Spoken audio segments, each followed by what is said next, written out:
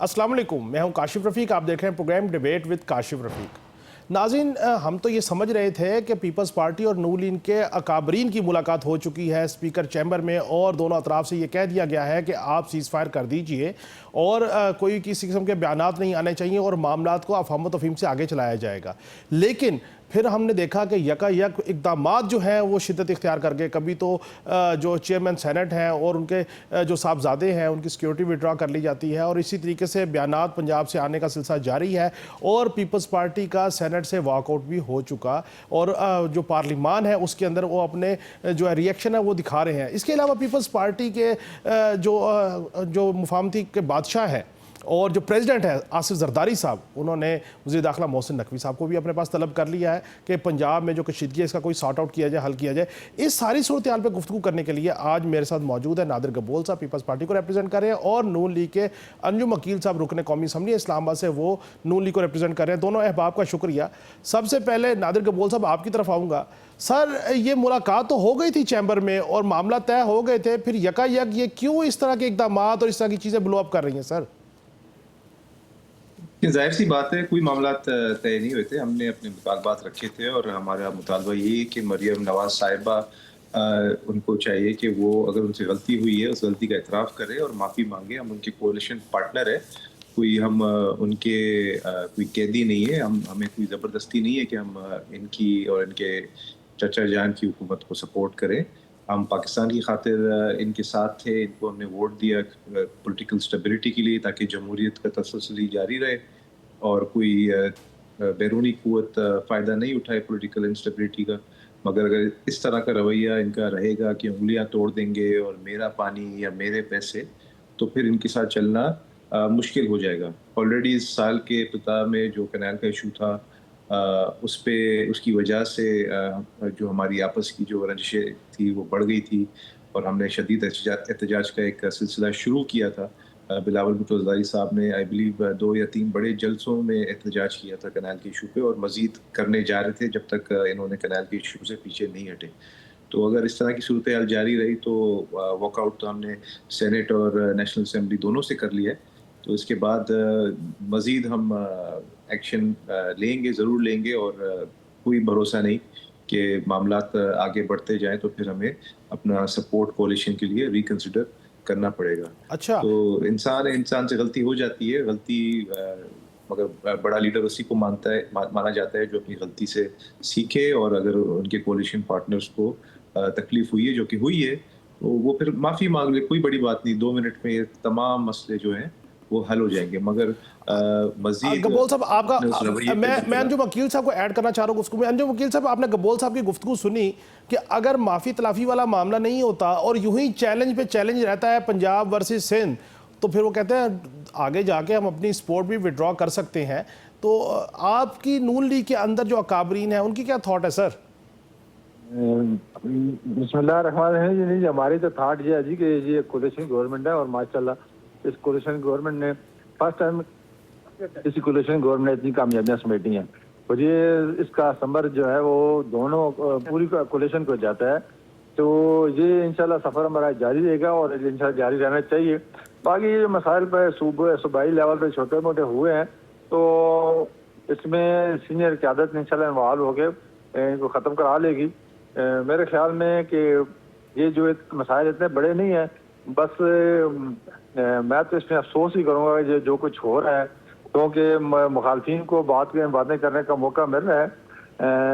लेकिन बड़े दोनों पार्टियां, जमहूरी पार्टियां और बड़े सीजन्स पॉलिटिशियन मौजूद हैं दोनों पार्टियों में, ये इस सूरत हाल को इंशाल्लाह वो कंट्रोल कर लेंगे और आप देखेंगे। अंजुम वकील साहब, क्या आपकी तरफ से आपकी पार्टी के काबरीन नवाज शरीफ साहब या उन्होंने ये नहीं कहा कि मरियम नवाज साहबा चूँकि अगर वो माफ़ी हो जाए या माजत हो जाए या चीज़ों को तलखी कम हो जाएगी, लेकिन जो बात आप कह रहे हैं कि वफाक ने बड़ी कामयाबियाँ समेटी, अगर यही रविश रही तो कहीं ऐसा तो नहीं वफाक की कामयाबियों से कहीं जमात के अंदर कोई हार्ट बर्निंग है? मेरे ख्याल में कोई हार्ट बर्निंग नहीं है जी जमात के अंदर। जमात इंशाल्लाह हमारी, मैं कह रहा ये दोनों पीपल पार्टी और मुस्लिम लीग दोनों जमहूरी पार्टियां हैं और ये वक्त की नज़ाकत को जानती हैं कि इस वक्त जो मुल्क के हालात हैं इनमें पाकिस्तान के लिए हमें इकट्ठा रहना चाहिए और इकट्ठा रहेंगे इंशाल्लाह। पार्टियों के अंदर छोटी मोटी सियासत होती रहती है, लेकिन इसमें अफसोस यह है कि जो पहला जो बयान बराबर साहब की तरफ से आया उस लेवल पे नहीं होना चाहिए। नीचे तो कोई मिनिस्टर वगैरह बात करते हैं, सीनियर लीडरशिप को जो है ना वो कवर कर लेती है। लेकिन अब भी क्योंकि दोनों पार्टियों में सारे ऊंच नीच देखी हुई है, तो इसलिए इस वक्त पाकिस्तान को इस कोलिशन की जरूरत है और इंशाल्लाह ये कोलिशन रहेगी। हमारी लीडरशिप चाहे पीपल पार्टी की है या नून की लीडरशिप है, वो बड़ी बाशऊर लीडरशिप है और इंशाल्लाह इन मामलों को अच्छे तरीके से मैनेज कर लेंगे इंशाल्लाह। नादिर कपोल साहब, यूसुफ गिलानी साहब और उनके साहबजादों की इजाफी सिक्योरिटी विड्रॉ करना, क्या ये शदीद रिएक्शन है पंजाब की तरफ से? ये एक बहुत बिलो द बेल्ट और चीप हरकत है। शदीद रिएक्शन तो बड़े बड़े मसलों में किया जाता है, ये तो मतलब बहुत छोटी एक हरकत है। इनको कुछ शर्म आनी चाहिए कि एक फैमिली जो मतलब यूसुफ गिलानी साहब खुद प्राइम मिनिस्टर रह चुके हैं, उनके एक बेटे अगवा किए जा चुके हैं तालिबान के हाथों, तो उस फैमिली से आप इंतकाम की आड़ में आप सिक्योरिटी वापस लेना, बाद में अगर खुदा ना खास्ता फिर सबसे ज़्यादा जो हिफाजत देने वाला है वो तो जाहिर सी बात है अल्लाह की ज़ात है, पर अगर कुछ हो जाए तो फिर हुकूमत इसकी जिम्मेदारी किस तरह से पूरी करेगी, क्या जवाब देगी बाद में? तो ये बहुत शेमफुल हरकत है और ये पाकिस्तान पीपल्स पार्टी इसकी शदीद मजम्मत करती है और हमने कभी भी इस तरह की घिनौनी और छोटी हरकतें नहीं की है। आपस में पॉलिटिकल डिफरेंसेस रहती है, हमारी MQM के साथ भी रही है, हमारी सिंध में हुकूमत है, हमने तो कभी किसी भी अपने अपोजिशन पार्टी की सिक्योरिटी को वापस नहीं किया। हाँ, ये सुनने में ज़रूर आया है कि ANP के जो सरबराह हैं एमल वली खान, उनकी सिक्योरिटी KPK गवर्नमेंट ने वापस कर ली है।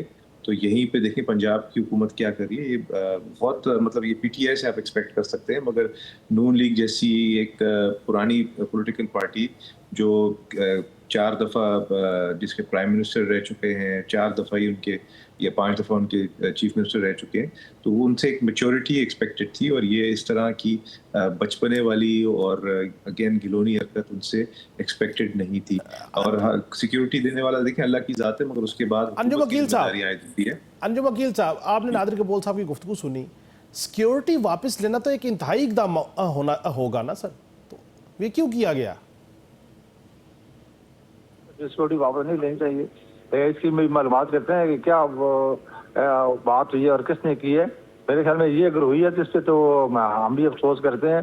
बाकी आप ये आपको जितनी ये आज कितने दिनों से बात बनी हुई है, ये ऐसी बात नहीं है। अभी आप देखें कल की बात है, कश्मीर का जो मसला हुआ है, उस कश्मीर के मसले में पीपल पार्टी भी गई थी और मुस्लिम लीग उन्होंने गई और दोनों बड़े अच्छे तरीके से वहाँ पर मोटिवेशन करके वहाँ के मामला ठीक किए हैं।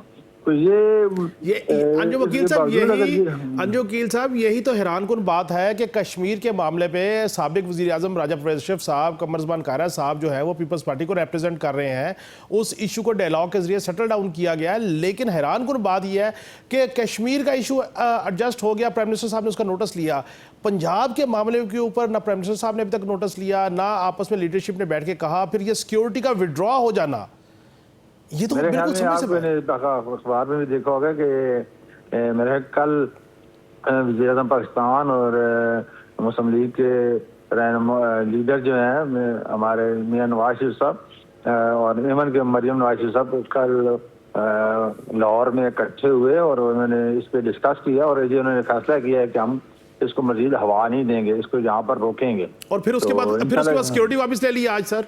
मेरे ख्याल में इसमें कि नीचे लेवल की बात होगी, लीडरशिप के इल्म में ऐसी बात नहीं होगी। अगर हुई भी है तो मेरे ख्याल आप देखेंगे कि अगर मुझे कंफर्म नहीं है हुई है कि अगर हुई है तो फिर ये आप देखेंगे शाम तक उसका रिएक्शन गवर्नमेंट की तरफ से या पंजाब हुकूमत का उसको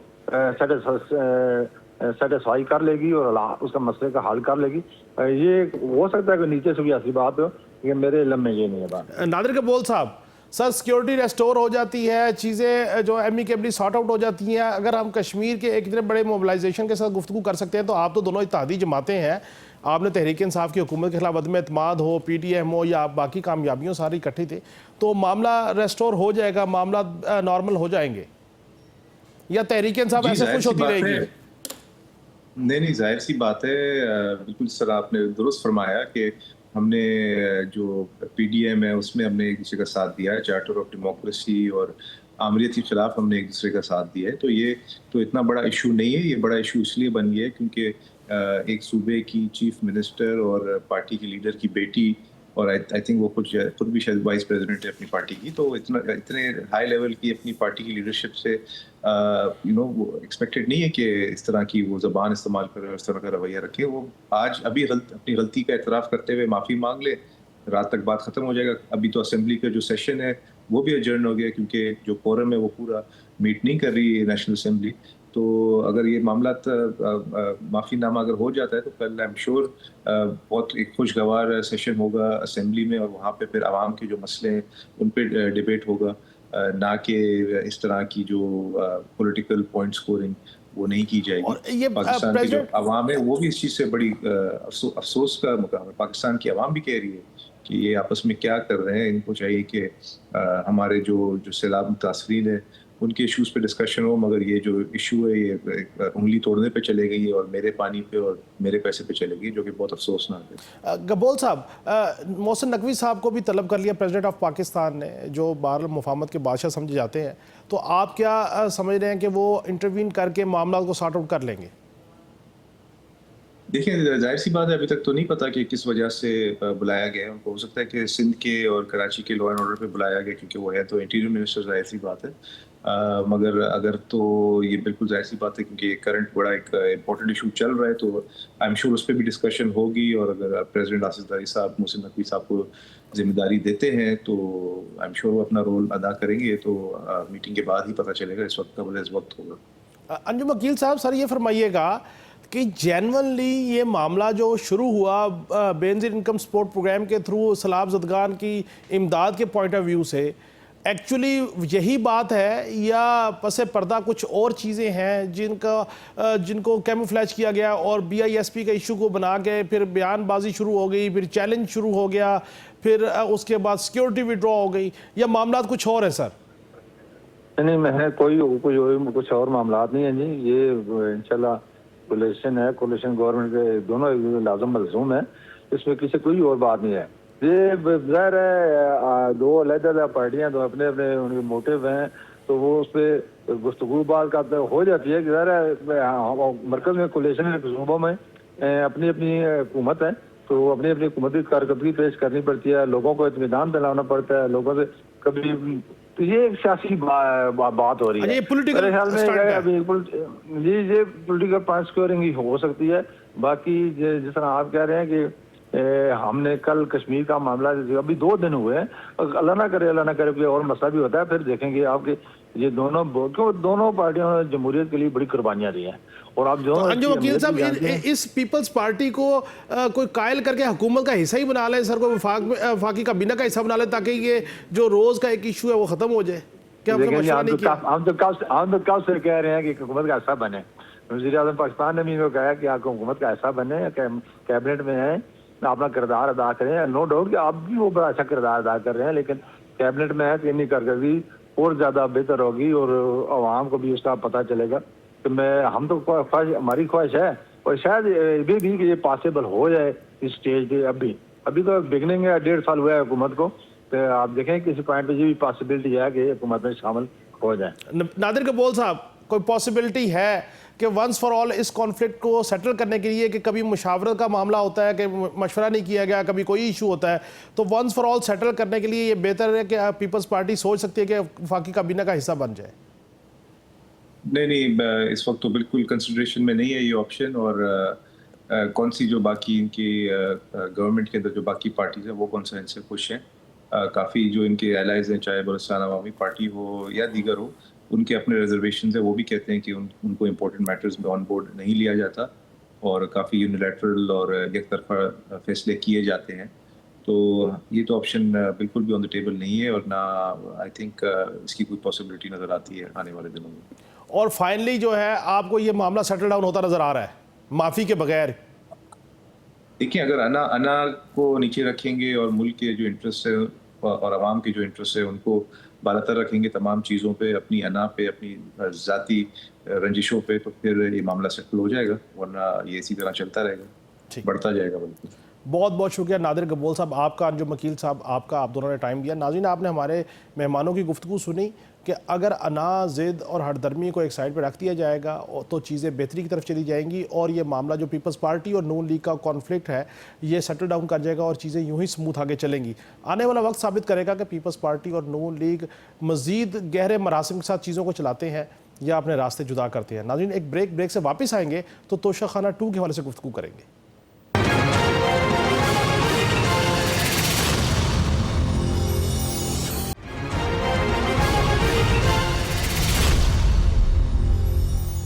वेलकम बैक नाज़रीन। प्रोग्राम के इस हिस्से में हम गुफ्तगू करेंगे तोशाखाना 2 केस की कि जिसका ट्रायल तकरीबन मुकम्मल हो चुका, अब जो आखिरी मराहिल में दाखिल हो चुका है। इस केस में अब तक कितनी गवाहियाँ हुई, क्या बयानात आए और गवाहान ने क्या क्या अपने इस्तदलाल दिए या गवाहियाँ दी और जो वकला हैं उनके क्या क्या आर्गूमेंट रहे और इस हवाले से क्या होने जा रहा है। क्या तोशाखाना 2 में कोई रिलीफ का ऑप्शन है या तकलीफ़ का ऑप्शन है। इस हवाले से गुफ्तगू करने के लिए मेरे स्टूडियो में मौजूद हैं हमारे स्पेशल कॉरस्पॉन्डेंट फैसल हकीम।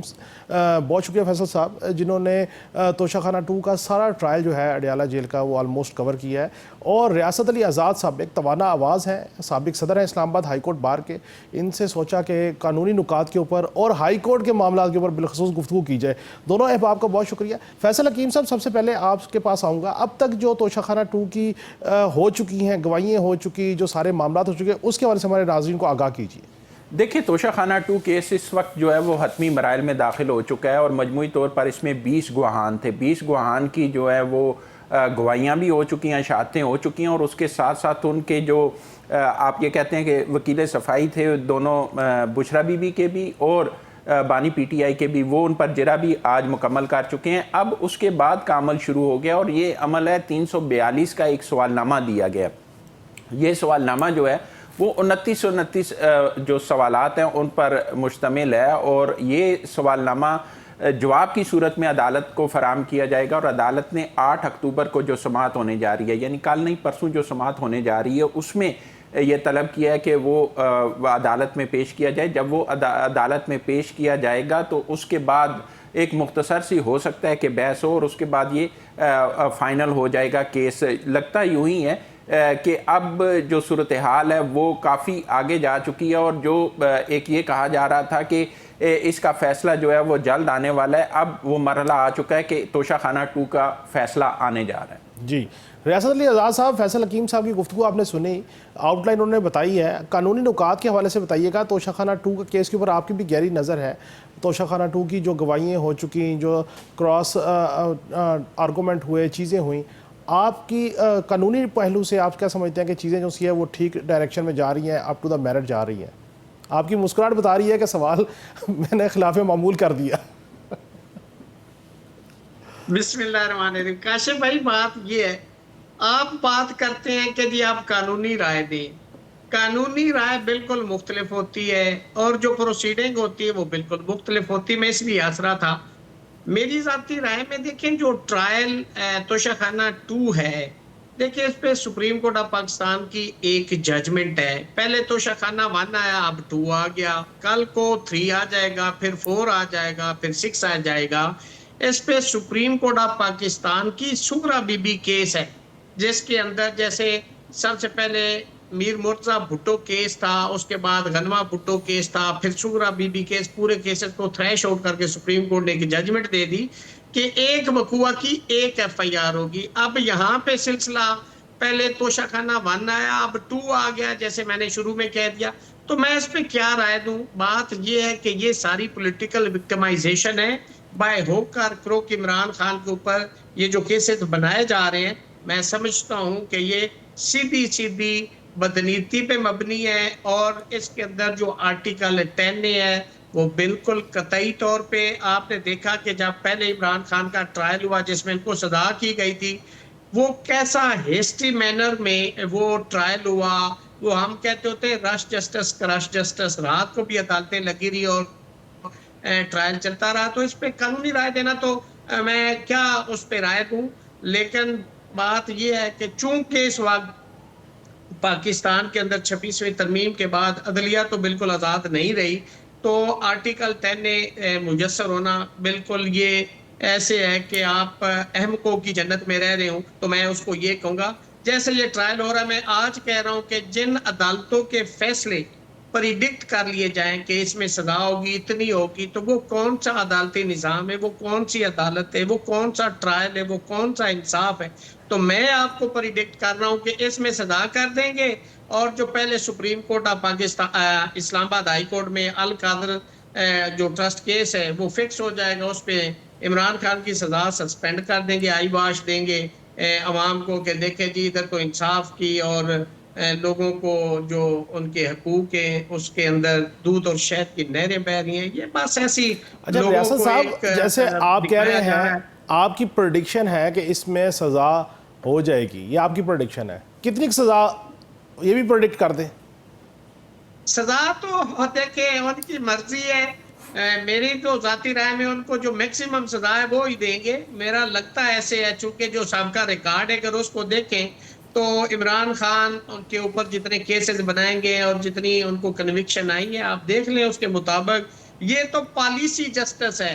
एक नाप तोल के ये केसेस के फैसले किए जा रहे हैं, जो लोग चाहेंगे कि इसमें इतनी सजा देनी उतनी सजा आ जाएगी, बजाय कि आप ये देखें कि एविडेंस क्या है, लाभ क्या कहता है, इसके अंदर एविडेंस के अंदर कितनी कंट्राडिक्शंस रिकॉर्ड पे लाई गई हैं। इसके अंदर ये देखा जाएगा कि क्या जो मुलजम था उसको राइट ऑफ फेयर ट्रायल जो आर्टिकल 10A और 10A उसके तहत उसको मुयस्सर था, नहीं था। जुल्फकार अली भुट्टो का केस देखे 40 साल बाद सुप्रीम कोर्ट ऑफ पाकिस्तान ने अंडर आर्टिकल 187 में कंप्लीट जस्टिस किया और उन्होंने कहा जी इनको आर्टिकल 10A अवेलेबल नहीं था। तो वहाँ जुल्फकार अली भुट्टो जैसा कीमती इंसान, हमारा एक लीडर, एक राहबर, एक रहनुमा, जिसका एक नजरिया चलता है इस मुल्क के अंदर, उसकी जान ले ली गई, लेकिन उन जजेस के खिलाफ क्या हुआ? आज तक कुछ नहीं हुआ। ये इस मुल्क की तारीख है। तो इसमें भी मैं समझता हूँ कि एंड पे यही आएगा कि इमरान खान को आर्टिकल 10A जो है वो अवेलेबल नहीं था और वो बरी हो जाएंगे। लेकिन ये जो टाइम उसने जेल में गुजारा है ये कौन कंपनसेट करेगा? कोई माइकल आल उसका जेल के अंदर गुजारा हुआ एक लम्हा उसको वापस नहीं कर सकेगा। आपका वैलिड पॉइंट है। फैसल हकीम साहब, रियासत अली आज़ाद साहब ने तो प्रेडिक्शन दे दी, अब जब बात आती है फेयर ट्रायल की तो क्या बानी तहरीक इंसाफ या उनकी अहलिया मोहतरमा उनके वकला वहाँ पे इस्तदलाल दे रहे हैं, नहीं दे रहे? गवाहान जो पेश हुए उसके ऊपर क्रॉस आर्गूमेंट हुआ, नहीं हुआ? इसके हवाले से ज़रा बताइएगा। देखें, सबसे पहले तो इन्होंने बात की प्रेडिक्शन की, तो क्या किसी की सज़ा के हवाले से या किसी फैसले के हवाले से पहली दफ़ा प्रेडिक्ट हो रहा है? इससे पहले भी प्रेडिक्ट होता रहा, इससे पहले भी लोग क्या सराइयाँ करते रहे, लेकिन क्या सराइयाँ हर दफ़ा दुरुस्त साबित होती हैं? क्या नवाज शरीफ साहब की सज़ा की तरफ तो नहीं? लाजमी बात है, आपके सामने है, माजी में क्या प्रेडिक्शन नहीं होती रही? यही वकला जो है, रियासत अली आज़ाद साहब जो वकला तहरीक है उस वक्त से मेरे इनके साथ है और इनको पता है कि किस तरह प्रेडिक्शन होती रही है और किस तरह क्या सराइयाँ होती रही हैं। ये पहली दफ़ा तो नहीं हो रहा, इसकी बिना पर तो ये नहीं कहा जा सकता कि फेयर ट्रायल नहीं हो रहा। 20 गवाहान पेश हुए, 20 शहादतें हुई, उन पर क्रॉस एग्जामिनेशन आप कह लें या उन पर जरा जो मर्जी कह लें वो हुई, और एक एक जो शहादत थी उस पर या गवाह था उस पर कई घंटे की जरा की गई, दोनों वकला ने की। आप देखेंगे जो वकला की टीम है वो भी बहुत बड़े नाम है। फिर फेयर ट्रायल का सवाल उठाना जो है वो खुद एक सवाल बन जाता है कि जब इतनी टाइम दिया गया, इतनी जरा की गई, तो उसमें वो केस को साबित कर सके या नहीं कर सके, ये उनकी अहलियत या नाअहलियत पर सवाल उठाया जा सकता है। ये तो नहीं कहा जा सकता कि वहाँ पे जो है उनको मौका नहीं दिया गया, मौका तो पूरा दिया गया है। और जहाँ तक बात है कि आगे क्या होगा, ये तो अदालत फैसला करेगी कि उसने क्या फैसला देना है, लेकिन सवालात अब भी दिए गए हैं। 342 का बयान दिया गया, अब 342 के जो दिए गया सवालनामा दिया गया उसके जवाब कब आते हैं और कैसे आते हैं ये भी आपको पता लग जाएगा। 8 अक्टूबर आपके सामने है। ठीक, रियासत साहब, ये 342 के जो सवालात हैं इसके जवाबात ये ज़रा हमारी देखने वालों को बताएं, आम फहम में इसका क्या कानूनी पहलू क्या है और ये क्यों ये एंड रेमेडी है दोनों के साथ, बानी और बुशरा बीबी के साथ? काशिफ भाई, दो स्टेटमेंट होती हैं। अगर तो मुलजम डिफेंस में कोई एविडेंस पेश करना चाहे तो 340 CRPC के तहत अगर कोई मुलजम उसको हथकड़ी लगी हुई है तो उसकी हथकड़ी खोल दी जाएगी, तो वो हल्फ लेगा और हल्फ पे अपनी डिफेंस एविडेंस देगा। और अगर वो मतलब डिफेंस एविडेंस नहीं देना चाहता, बतौर मुल्जम अपना बयान रिकॉर्ड करवाना चाहता है, तो फिर बगैर ओथ के 342 का बयान होता है।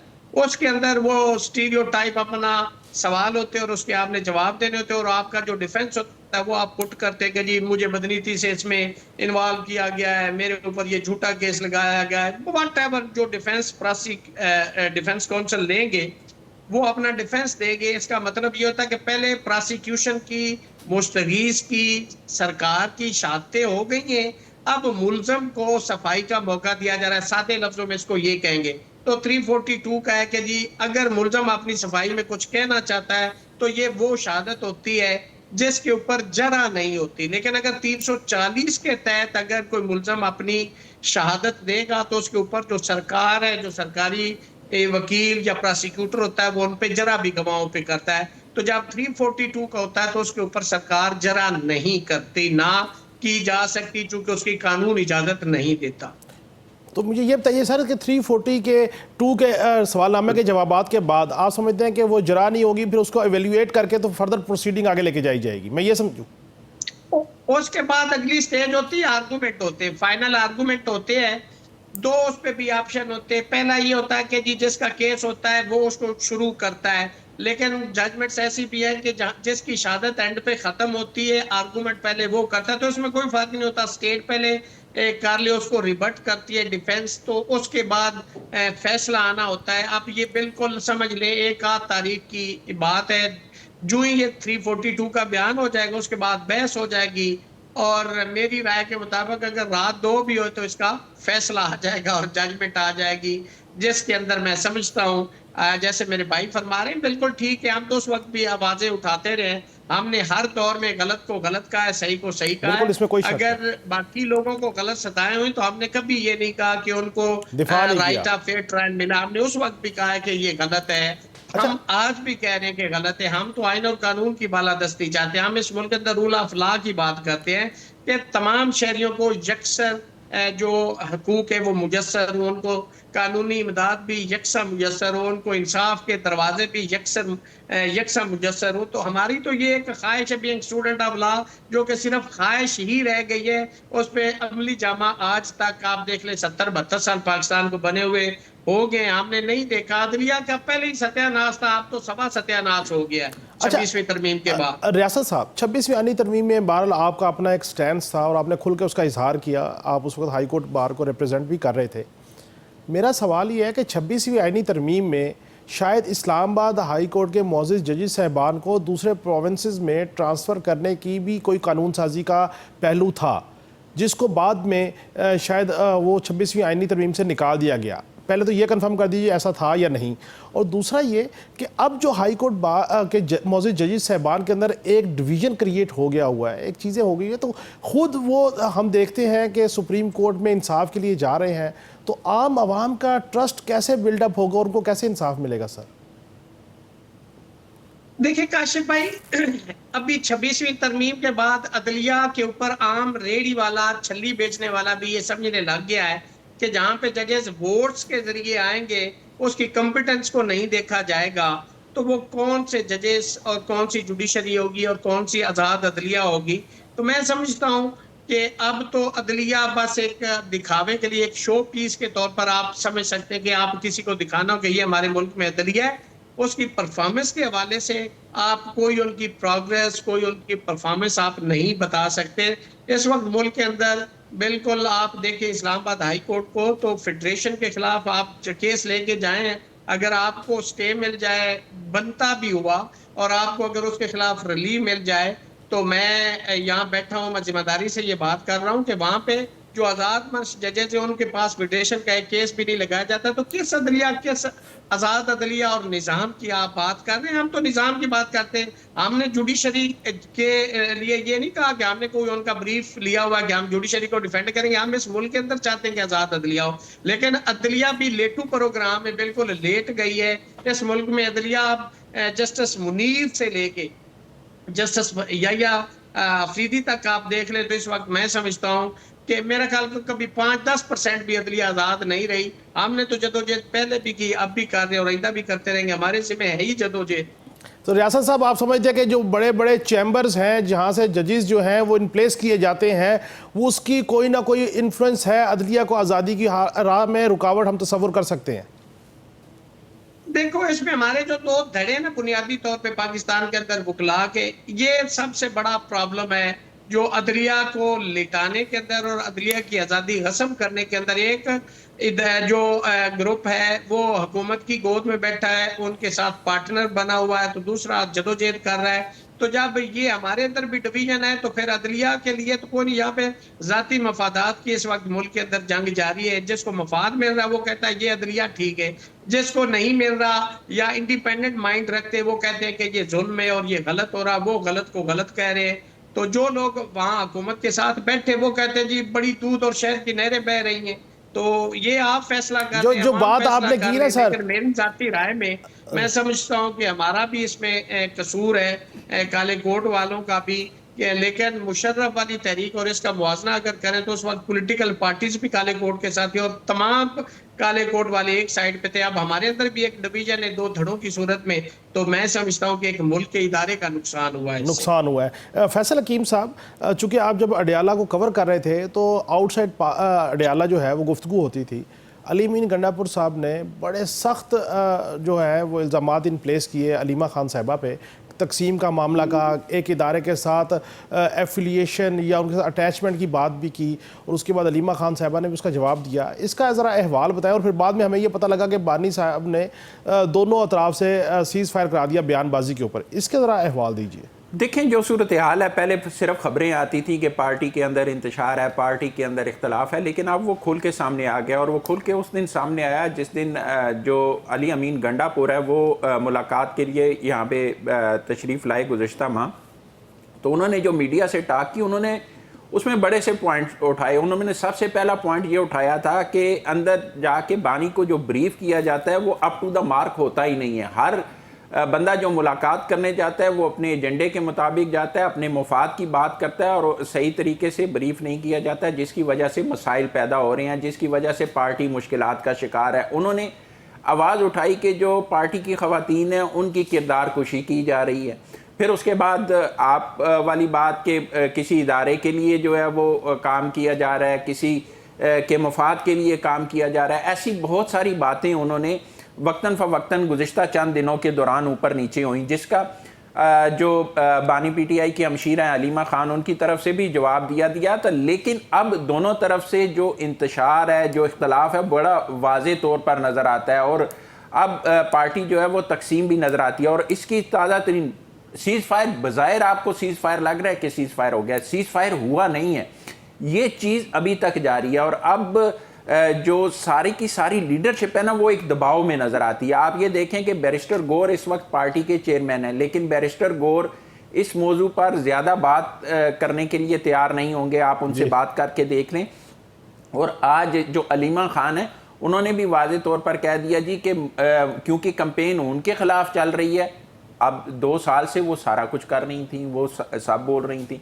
अब क्योंकि उनके मुताबिक कैंपेन उनके खिलाफ चल रही है तो वो आइंदा से मीडिया से टॉक नहीं करेंगे। अब शुनीद क्या है, उसके पीछे क्या मुहर्रिक है, वो आप मुझसे बेहतर समझते हैं कि वो टॉक क्यों नहीं करेंगी। आइंदा 3 समातें हैं या 4 समातें हैं, ये उनका कहना है, क्योंकि उनके वकला ने उन्हें ब्रीफ किया जी कि 3 से 4 समातें होंगी। उसमें उन्होंने कहा जी कि जो ब्रीफ होगा वो उनकी दोनों बहनें जो हैं वो मीडिया को देंगी और वो उस हवाले से मीडिया से बात नहीं करेंगी। तो ये इंतशार जो है वो बज़ाहिर आपको ख़त्म होता नज़र आता है, लेकिन जारी है। जी ठीक। आखिर में रियासत अली आज़ाद साहब, सर ये बताइएगा कि जो इंतशार तहरीक इंसाफ में है, अगर तहरीक इंसाफ पार्लिमान ना छोड़ती, जमहूरी सिस्टम का हिस्सा रहती, तो शायद इस तरह की जो मसाइल हम देख रहे हैं, आइनी तरमीम या बाकी मामला, शायद इस तरह का मामला ना होता। Short sir.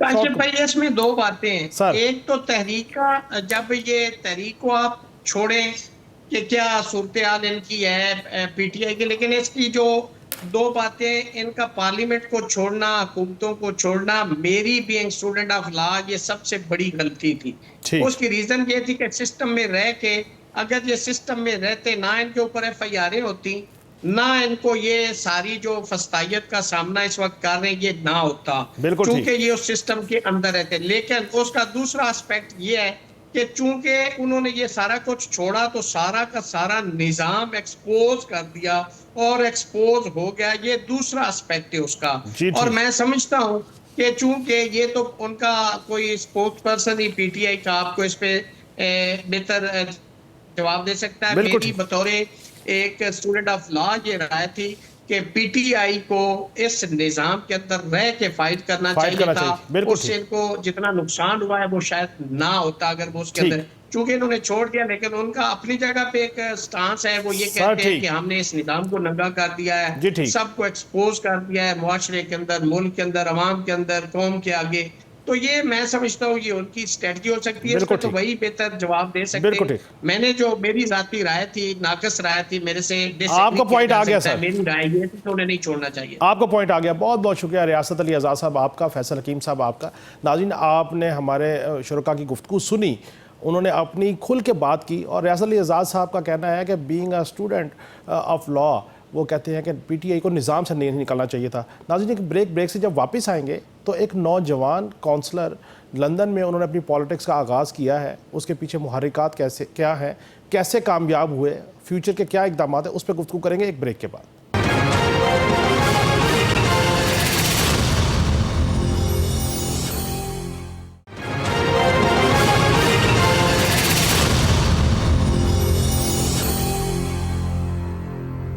वेलकम बैक नाज़रीन, प्रोग्राम के इस हिस्से में हमारे साथ लंदन से मुंतखब होने वाले नौजवान कौंसलर फरहान रहमान हैं। इनसे आज शो में लाना, इनसे रिकॉर्डिंग करवाना या इनको सामने लेके आने का मकसद सिर्फ एक है कि वो नौजवान जो बैरून मुल्क मौजूद हैं या जो पाकिस्तान में हैं, उनको एक सोर्स ऑफ इंस्पिरेशन दी जाए कि अगर आपके अज़म जवां है, आप यकसू हैं, मेहनत कर सकते हैं, तो आप कोई भी चीज़ ज़िंदगी में हासिल कर सकते हैं। फरहान रहमान, बहुत शुक्रिया आपका। ये बताइएगा कि आपने पहले बिज़नेस किया और उसके बाद फिर सियासत में आए, ये जो सफ़र है बिज़नेस से सियासत का, कितना अरसा लगा? Assalamu alaikum. Thank you, Kashif, for having me here today. I finished my studies at the age of 20 years old. While I was studying, I was also working alongside my father within his group of companies. So when I finished studying, I went into politics straight away. So funnily enough, at the year I graduated, it is the same year that I went into politics. So the transition was very difficult, as you can imagine. तो ये सियासत का सफ़र क्यों choice किया, जबकि आप कारोबारी शख्सियत है, कम्युनिटी की वैसे भी वेलफेयर कर सकते थे? So growing up, I did a lot of community work. Within my family, we helped the community quite a bit, and I always felt that there was a gap between the youth and politics, and I wanted to be the bridge in between that gap. I wanted to make a change. I wanted to be different from the status quo. Hence why I've done this drive and I leapt into politics and become a counsellor. और ये जो आपने सियासत में कदम रखा, सियासत में आए, तो उसमें तकलीफ भी आती हैं, सियासत आसान मामला नहीं है, तो आपने वो सारी हर्डल्स जो है उसको एब्जॉर्ब किया, तो कैसा लगा ये सफ़र का, ट्रांजिशन का सफ़र जो कैसा लगा? In any job role that you have in life, there's going to be hurdles and barriers that you may not feel like you can cross. I think I've always said it from the start, resilience is key. There's been times where I've not wanted to go to meetings or events or see community groups. I wanted to give up, but at the end of it, it all becomes worth it. And the main thing that kept pushing me was when I first ever done my first piece of casework. It was for a homeless family, Pakistan. They were from Pakistan, Pakistani up like us, and seeing the happiness on their face once I got them into their accommodation, and the little baby, she come to me on my ward surgery and gave me a box of chocolates. That happiness on her face, I remember till every single day I go into the office, I remember the happiness, and that's what pushes me to keep going. जो नौजवान सियासत में आना चाहते हैं, बिलखसूस London में और बाकी जो सिटीज़ हैं, क्या उनको क्या हौसला देंगे, क्या उनको कोई टिप्स देंगे कि वो सियासत करें, आगे आएँ, पाकिस्तान का नाम रोशन करें?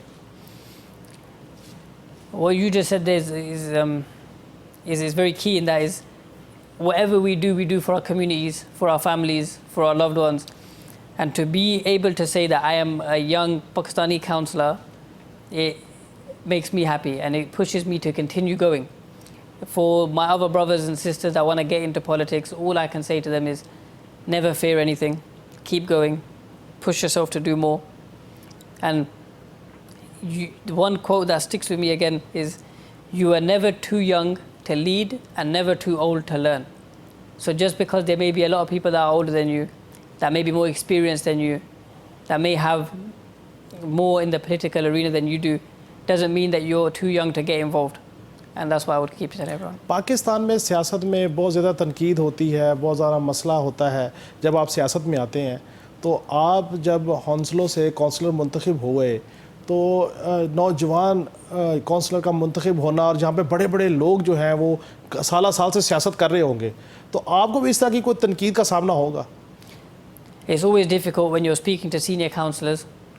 There's always a feel of patronization, and whether you say the right thing or you say the wrong thing, you don't know what to say at certain times. But alhamdulillah, I'm grateful and I'm lucky to be in the London Borough of Hounslow.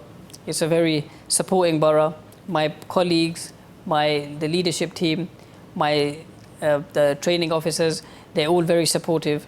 And one piece of key advice I'd give to everyone is, there is no dumb questions. Any question, you should ask it whatever you feel. अब तक जब आपने सफ़र शुरू किया सियासत का, या अब तक जब आप मुंतखब हो गए, अब अगर आपसे ये सवाल किया जाए उन नौजवानों के लिए जिनके लिए आप सोर्स ऑफ इंस्पिरेशन हैं, क्या मुश्किलात सामने आई? सबसे बड़ा मसला क्या आपको दरपेश हुआ? For me, the most difficult barrier was entering the political arena. It's always the first step that is hard. Once you get into it, everything is in your stride. But it's just taking that first push, taking that first step to actually enter politics. Once you're in, I'm sure you'll be absolutely fine. असल मामला तो सियासत में enter होने का है जी. तो वो जो अब एंट्री आपने की सियासत में, उसमें भी कोई ना कोई आपको हर्डल तो फेस करना पड़ रही होगी. Yes, we had grave difficulty in my first steps. But like I said, when you want something hard enough, anything is possible. सो आपने वो सारी मुश्किलें जो सी हैं उसको एब्जॉर्व किया. अच्छा, ये जो हमारे नौजवान, पाकिस्तानी नौजवान बड़ी तादाद में वहाँ पे मौजूद हैं यूके में, बहुत मुख्तलिफ शहरों में, उनको आप क्या सजेस्ट करेंगे कि अगर वो सियासत करना चाहते हैं, कारोबार करना चाहते हैं, अपने ख़ानदान के लिए, अपने मुल्क का नाम रोशन करना चाहते हैं, तो उनको कौन से जो स्टेप्स हैं वो लेने चाहिए?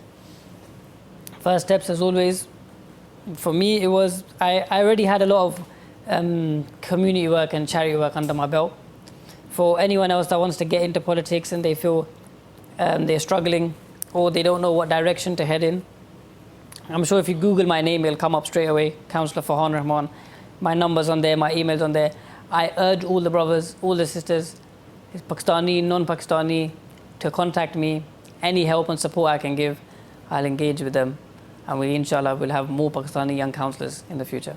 पाकिस्तान में आने का, दौरा करने का असल मकसद? One of the main reasons why I've come to Pakistan this year is to engage in a new initiative that we are launching. It should be launching this Thursday. It's called the Entrepreneur Youth Forum. So it's for the young people in Pakistan to bring their ideas, bring their initiatives forward, whatever business it is, whatever idea they may have. And me and my team of the Adam Mercer group of companies, we will enable them and give them the support, the mentoring and the network that they require to push their idea forward. Is to encourage young people of Pakistan to bring their ideas forward. Innovative and new ideas that they may have that they don't believe can go anywhere, but we will inshallah give them that help to push them further. तो पाकिस्तान में जब आप ये entrepreneurship launch करेंगे, नौजवान को अपने साथ लगाएंगे और वो नौजवानों को आप सपोर्ट करेंगे कि वो अपने आइडियाज़ आपके सामने रखें और आप उनके लिए जो वसाइल हैं वो उनको क्रिएट करके देखें ताकि वो बेहतरी ज़िंदगी की तरफ जा सके और तरक्की की तरफ जा सके. जी. तो मुझे ये बताइएगा कि इस सारे मामले में अब तक पाकिस्तान में जिन जिन लोगों से आप मिले या जो नौजवानों को आपने ये एंटरप्रेन्योरशिप आइडिया फ्लोट किया, कैसा आपको ओवरवेलकमिंग हुआ या लोगों ने अप्रिशिएट किया? ये यहाँ पे भी आपको क्रिटिसिज्म का ही सामना, जैसे सियासत में एंटर होते हुए क्रिटिसिज्म का सामना था? I mean, Kashif, you said it yourself, wherever you go in the world, criticism is going to be there. My main thing that cancels all the criticism for me is the intention behind doing everything. Pakistan has great potential, huge potential in Pakistan, especially amongst the youth. I said it earlier on when I was having a conversation. 60% of the population of Pakistan are under the age of 30. Now, the median age is actually 20. So that shows you the amount of young people we have in Pakistan. And without no doubt, Pakistan is one of the fastest growing nations.